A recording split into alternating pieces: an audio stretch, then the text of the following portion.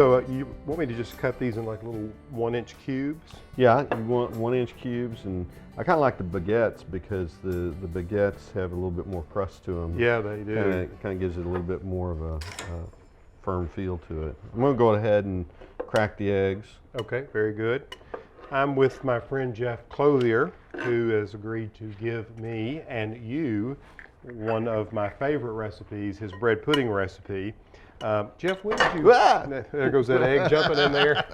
When did you first learn to cook? Have you always been interested in cooking? Yeah, when I was in high school, I guess I was about 12 or 13, my mother had to go in the hospital for an operation, and so that left my dad in the kitchen. Uh-oh. Yeah, and so I got interested in cooking after that. Oh, did you really? Yeah, he was kitchen challenged. But, and so ever since then, you've been interested in all things that come out of the kitchen. Yeah, and I particularly like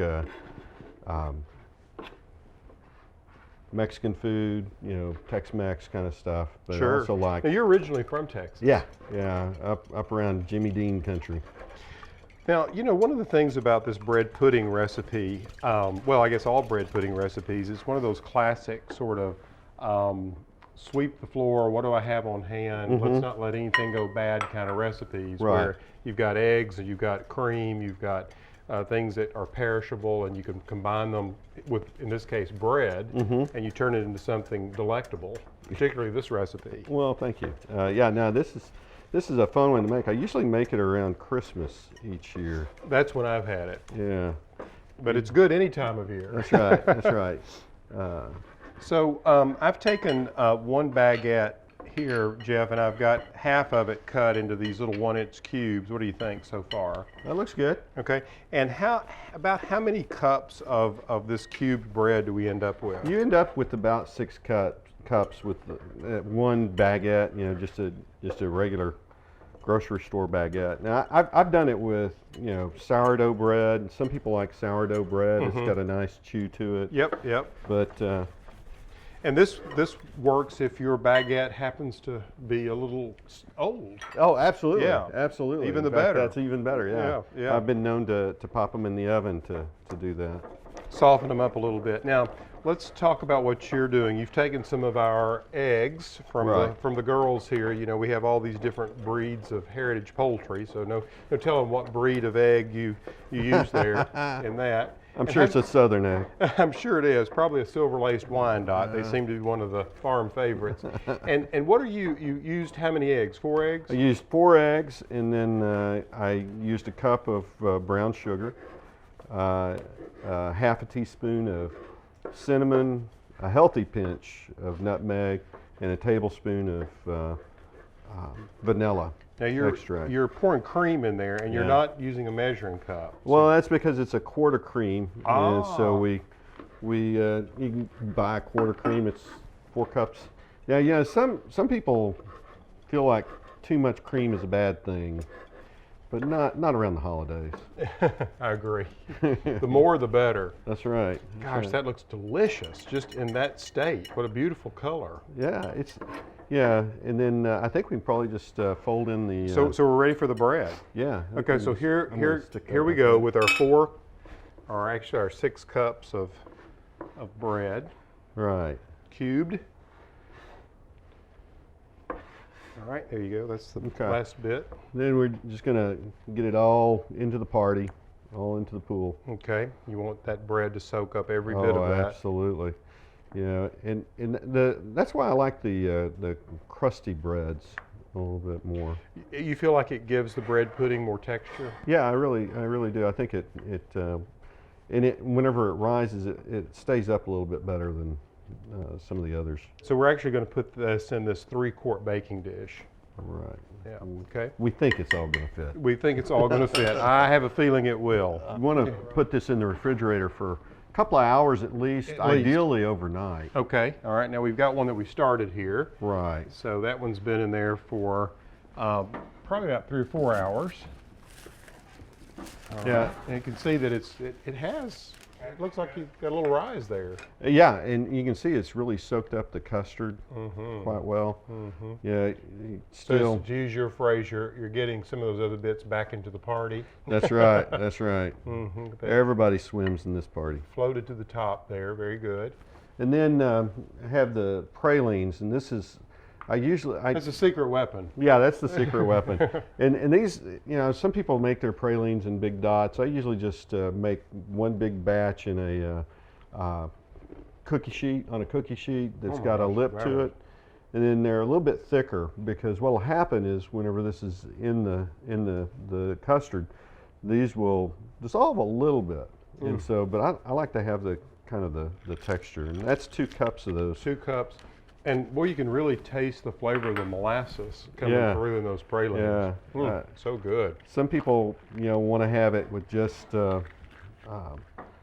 light brown sugar when they make their pralines.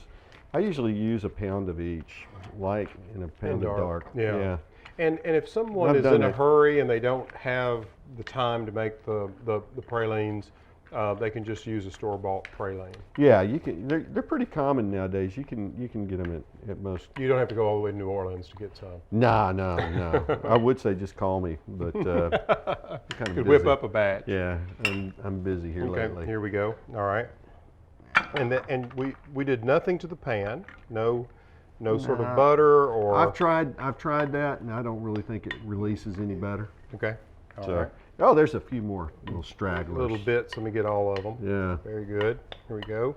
Last ones. Okay, All right. guys. There they go. So they're all in the party now. Yeah, okay, and I'm going to make sure that some of these praline pieces are equally distributed. Here we go. Okay. All right. Now, then this will go into a 350-degree oven. I think we're all ready for you over there. Yeah. Okay. All right. Here we go. Stick that And thing. how long do you bake it?